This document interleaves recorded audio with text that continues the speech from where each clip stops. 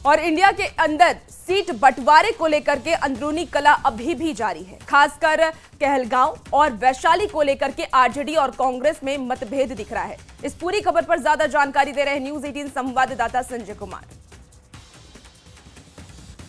25 बिहार विधानसभा चुनाव को लेकर बिहार में जो राजनीतिक परिदृश्य उभर कर सामने आया है, उसको अगर देखा जाए तो धीरे धीरे एनडीए में सारा कुछ ऑल इज वेल हो गया है। लेकिन महागठबंधन में जो गठबंधन है उसमें दरार पड़ता हुआ दिखाई दे रहा है। खासकर सीटों में जिस तरीके से फ्रेंडली फाइट की तस्वीर उभर कर सामने आई है, उसको लेकर महागठबंधन में जितनी पार्टियां हैं उनके बीच आपस में ही तलवार खींच गई है।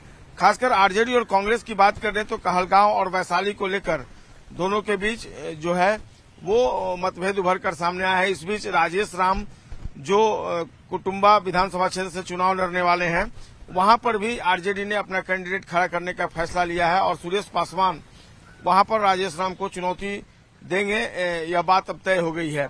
और इसको लेकर विवाद और भी गहरा गया है।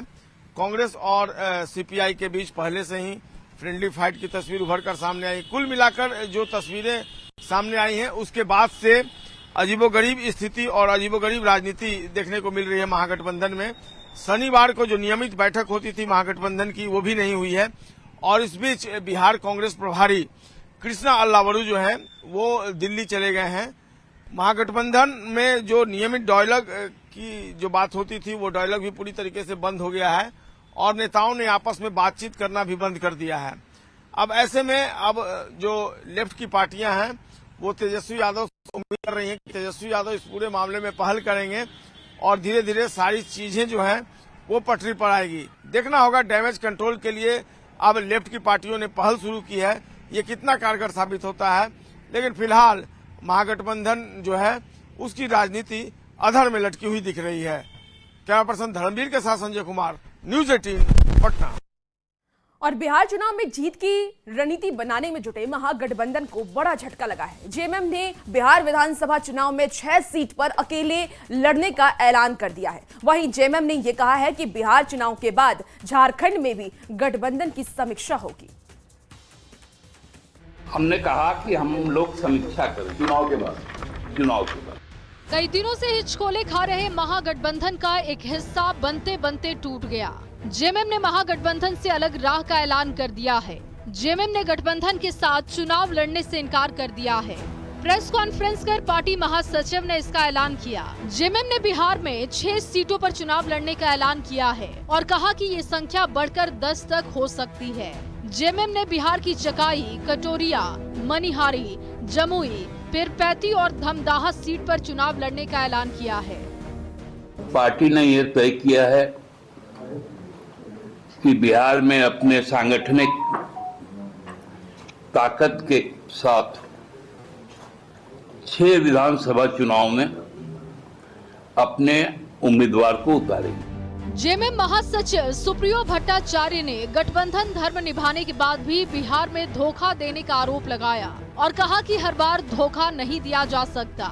सुप्रियो भट्टाचार्य ने कहा कि बिहार चुनाव में जीत के बाद झारखंड में भी गठबंधन की समीक्षा की जाएगी। हमने कहा कि हम लोग समीक्षा करें चुनाव के बाद। सब कुछ बर्दाश्त कर सकते हैं, लेकिन आत्मसम्मान के साथ समझौता नहीं कर सकते। बिहार में एक और कांग्रेस, आरजेडी, वीआईपी और लेफ्ट की पार्टियों के बीच 10 से ज्यादा सीटों पर फ्रेंडली फाइट की स्थिति बनने से गठबंधन की गांठ कमजोर होती दिख रही थी कि जेएमएम ने अलग से चुनाव लड़ने का ऐलान करके महागठबंधन को इस चुनाव का सबसे बड़ा झटका दे दिया है। और ऐसे में टूट रहा महागठबंधन एकजुट एनडीए का कितना मुकाबला कर पाएगा, ये देखना होगा। रांची से संवाददाता गौरव झा के साथ ब्यूरो रिपोर्ट, न्यूज 18।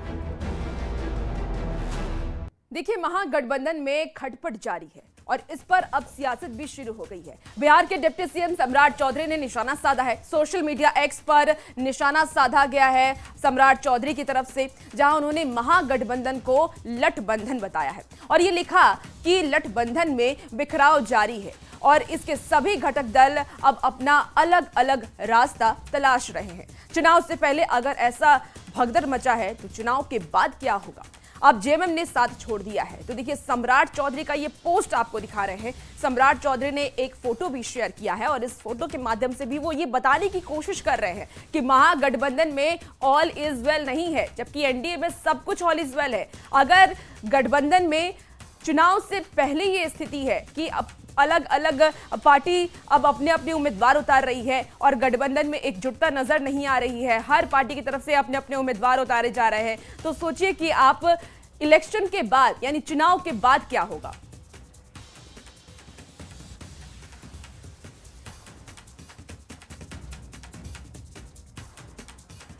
देखिए महागठबंधन में सीटों की शेयरिंग को लेकर के मंत्री नितिन नवीन ने भी निशाना साधा। उन्होंने कहा कि महागठबंधन के लोगों की नीति और नीयत दोनों ही ठीक नहीं है, वो एक दूसरे को ठगने में लगे हुए हैं।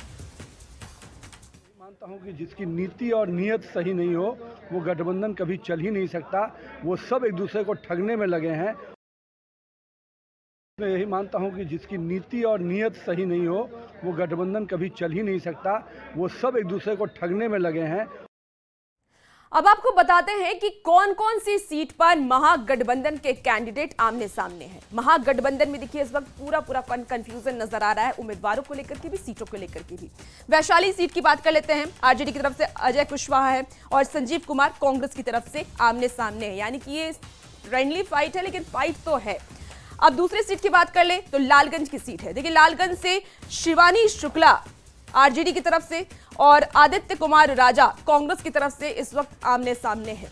आप समझ सकते हैं कि महागठबंधन में ही फाइट इस वक्त जारी है और सिर्फ कंफ्यूजन ही नजर आ रहा है। कहलगांव की बात कर ले तो आरजेडी से रजनीश यादव इस बार चुनावी मैदान में कहलगांव से हैं और कांग्रेस से प्रवीण कुशवाहा चुनावी मैदान में कांग्रेस की तरफ से हैं। तो ये इस वक्त यहाँ पे भी फाइट नजर आ रही है। वायरलेसगंज की बात कर लें तो आरजेडी से अनीता देवी और दूसरी तरफ कांग्रेस से मंटन सिंह इस बार चुनावी मैदान में आमने सामने हैं, यानी गठबंधन के ही दो अलग अलग उम्मीदवार एक सीट से आमने सामने इस बार नजर आ रहे हैं। चलिए दूसरी सीट की बात कर ले तो तारापुर की सीट है और यहाँ से आरजेडी से अरुण कुमार हैं और वीआईपी से सकलदेव सिंह बिंद इस वक्त चुनावी मैदान में तारापुर सीट से हैं। ये मुंगेर का सीट है।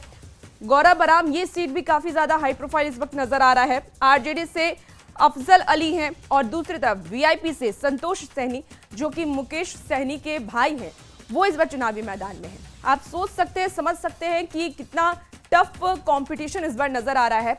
बछवाड़ा की बात कर ले तो यहाँ से देखिए कांग्रेस से शिव प्रकाश गरीबदास और दूसरी तरफ सीपीआईएमएल से अवधेश राय ये चुनावी मैदान में इस वक्त नजर आ रहे हैं। तो ये वो कैंडिडेट हैं जो अपने ही गठबंधन में टकरार महसूस कर पा रहे हैं और अलग अलग पार्टी से चुनावी मैदान में उतरे हैं। राजा पाकड़ की बात कर लेते हैं तो सीपीआईएमएल से मोहित पासवान और कांग्रेस से प्रतिमा दास इस बार चुनावी मैदान में खड़ी हैं। और इसके अलावा रोसड़ा की बात कर ले तो सीपीआईएमएल से लक्ष्मण पासवान और दूसरी तरफ कांग्रेस से ब्रज किशोर रवि इस वक्त चुनावी मैदान में हैं।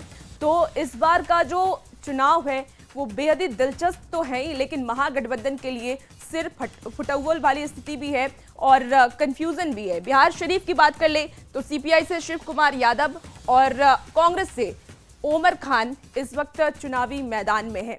तो ये वो प्रत्याशी हैं जो एक ही सीट से, देखिए इसी बीच दिलीप जायसवाल का बड़ा बयान सामने आया, क्या कुछ कह रहे हैं सुनते हैं। समाज में अंदर अंदर ये मैसेज चला गया है कि ये अपनी नेतागिरी की राजनीतिक दुकानदारी चलाने के लिए पूंजी निवेश करते हैं और जब इनको सीट मिलता है तो उस सीट पर जो 100% सहनी समाज का हक होना चाहिए, ये सीट कहां देते हैं, किसको देते हैं, ये सहनी समाज देख रहा है बिहार का। और इस बार पूरे बिहार के सहनी समाज में इस बात को लेकर आक्रोश है कि मुकेश सहनी सिर्फ सहनी का उपयोग करता है, सहनी को अधिकार नहीं देता है। जब तक निषाद समाज को अधिकार नहीं मिलेगा तब तक आपको राजनीतिक दुकानदारी करने का हक किसी ने नहीं दिया है। और इस बार सहनी समाज ने मन बना लिया है कि इस बार मुकेश सहनी को हम राजनीति से अलग हटाएंगे। एनडीए के साथ उन्होंने कदम से कदम मिलाकर के चलने के लिए मन बना लिया है। साहनी समाज का वोट लेंगे और टिकट देंगे राजनीतिक दुकानदारी में, यह कैसे होगा? लेकिन वो कह रहे हैं कि मैंने कई सारी शर्त रखी है, मैं चुनाव नहीं लड़ूंगा, इधर मैं डिप्टी सीएम बनूंगा, इधर एमएलसी की थी। ऐसा है, कई सारे वादों की जो लोग डरते हैं। तो चलिए अब देखिए, आप सुन रहे थे बीजेपी के प्रदेश अध्यक्ष दिलीप जायसवाल को, जहां वो सीधे तौर पर मुकेश सहनी पर निशाना साधते हुए नजर आ रहे थे। उनका कहना था कि मुकेश सहनी सिर्फ नाम के सहनी है, सहनी समाज को आगे नहीं बढ़ाते हैं और राजनीति की दुकानदारी करते हैं। अब उस पर क्या कुछ प्रतिक्रिया मुकेश सहनी की आती है, महागठबंधन से क्या कुछ प्रतिक्रिया आती है, ये देखने वाली बात होगी। चलिए खबरों में आगे बढ़ेंगे। समस्तीपुर के रोसड़ा सुरक्षित विधानसभा सीट घोषित है, जहां महागठबंधन के सामने धर्म संकट खड़ा हो गया है। कांग्रेस ने बीके रवि को रोसड़ा सीट से उम्मीदवार बनाया है, जो दूसरी तरफ सीपीएम के प्रत्याशी के रूप में लक्ष्मण पासवान ने भी पर्चा भर दिया है। अब ऐसे में फ्रेंडली फाइट की संभावना बढ़ गई है। कांग्रेस प्रत्याशी बीके रवि ने इस मामले में यह कहा है कि बिहार में कई जगहों पर फ्रेंडली फाइट होने की संभावना है। 50% मैं कहूँगा इसको 98% हम लोग का सामंजस्य कुछ सीटों पर यहाँ पर जो है, और वो हर जगह होता है, और तो ये कोई खास दिक्कत वाली बात नहीं है, और इसको समय के साथ साथ इसको भी सॉल्व किया जाएगा। अभी डेट भी बाकी है, विड्रॉल का भी डेट बाकी है अभी, तो अभी प्रोसेस चालू है। मैं यहाँ पर आया हो तो वो कोई डरने वाली या कोई घबराने वाली बात नहीं है। ऊपर जो है शेष नेतृत्व जो है अपने बातचीत कर रही है, और जैसा भी होगा वो देखा जाएगा। कहीं कहीं हम लोग जो है फ्रेंडली फाइट भी करते हैं, पहले भी हुआ है, ये कोई जो है नई चीज़ नहीं है। ये तो मान लीजिए वो तो राज का काम है। हमारे जो पार्टी का जो सिंबल हमको मिला, प्राप्त हुआ, इसलिए हम यहाँ पर उम्मीदवारी अपना दी है। लगता है कि यहाँ दोस्ताना लड़ाई होगी क्या? ये तो जिस लग रहा है लोकल और बाहरी की यहाँ जो लड़ाई चल रही थी, उसी को ध्यान में रख के यहाँ उम्मीदवारी बना दिया। हमारी पार्टी ये निर्णय लिया। देखिए, बिहार में महागठबंधन की ओर से भले ही ऑल इज वेल के दावे किए जा रहे हों, लेकिन जमीनी हकीकत कुछ और ही बयां कर रही है। बेगूसराय के बछवाड़ा विधानसभा सीट पर महागठबंधन में ही लड़ाई शुरू हो गई है। महागठबंधन के